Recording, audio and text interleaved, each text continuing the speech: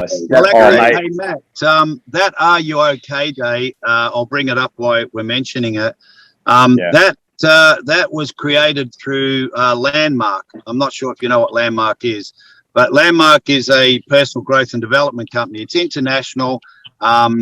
It's been around for a long time, and Landmark is a way of pretty much what you said, is moving forward and looking in the rear vision mirror to see why you keep still living in your past and it's in your future, right? So that's to put it simply. It's to help.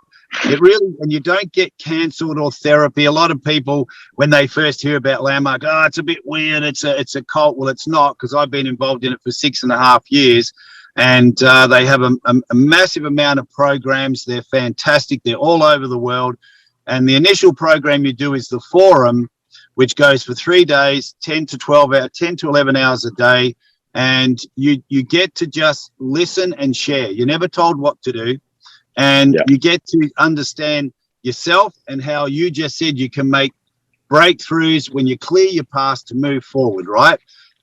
They definitely have incredible programs. And one of them is the self-expression and leadership program, where people get to create their own platforms of something they're passionate about. That's how Are You OK Day started, because one of the guys did the forum many years ago, and then he went and did the advanced course. Then he did self-expression leadership, and through the self-expression leadership, he developed Are You OK Day, because you got 3 or 4 months to do it, and it just blew up. Well, our Spark program, that came out of the Landmark Forum, because I'm an introduction leader at Landmark. Then I did the self-expression leadership program, and that's where Spark came from. The same thing. That's how I created that.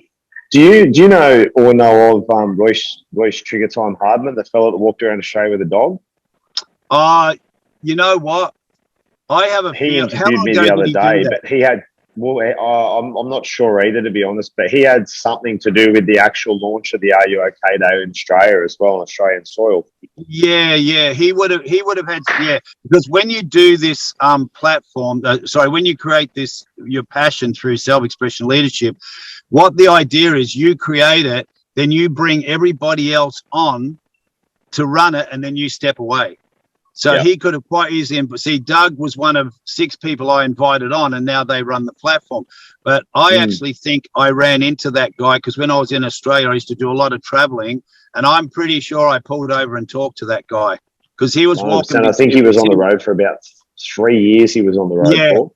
Yeah, I got him between Melbourne and Adelaide. because I used to do a ton of trips through there, and I pulled over and talked to him one day. I'm pretty sure that was him. Yeah, well, he's an Afghanistan veteran. And, he actually toured with one of my mates, Tyrone from Townsville, who put me up in his hotel for a couple of nights. Tyrone's one of the lucky ones that's come out of serving in Afghanistan, and has his demons, but definitely managed them, and is a very successful businessman now. Yeah. They actually served together. And it was just a little segue spin-off of that. But wow, that's awesome. I mean, I've just walked through one of the biggest military bases in Australia, Townsville.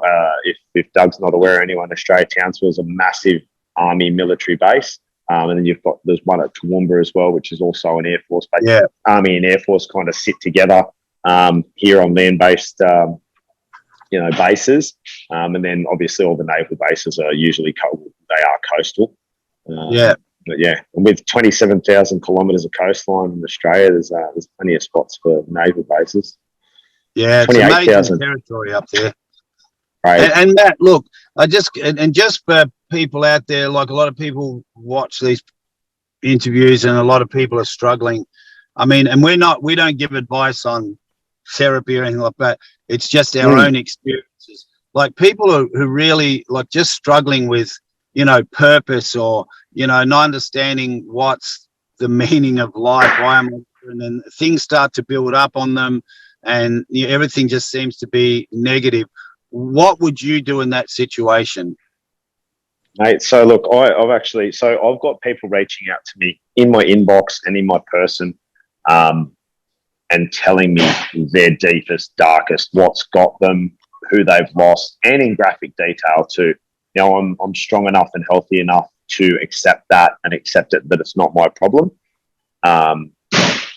it might sound cold to say that, but it isn't. Like if someone's had adversity in their life, well, it's not my problem, but my job that I've given myself, which is 24 hours a day, 7 days a week, till this journey's finished, and then even beyond that, is to be the vessel for the message. But, ask and ye shall receive. So on the side of things, it's expected that people can come up to me and tell me about their adversity and problems.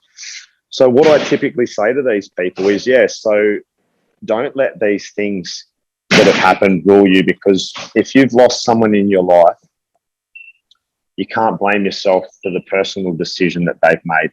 You didn't assist them in any way, shape or form. Everyone has what they call free will. And there are some countries in the world where free will's almost taken from everyone. But in countries like the United States of America and Australia, European countries and whatnot, we have free will and we have the ability to make choices. So the parents and the friends and the families that sit back and go, oh, I should have done this, I should have done that, will know, because people make their own decisions.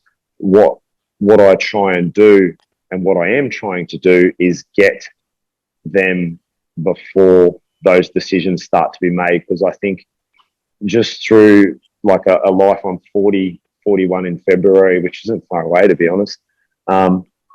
Learning that once someone gets to a certain point, and be it talking about the final solution, or it be an addiction of alcohol or drugs, there's a point where it's very, very hard to come back from. It's not impossible, but it's very, very hard to get people back once they're set in the motions of their ways. It's kind of like a truck with no brakes going down a hill. Well, it can be stopped, but you need a bloody big brick wall to stop it before it continues careering down the road. I just thought of that analogy then. I like that. It's great, mate. I like it. Yeah.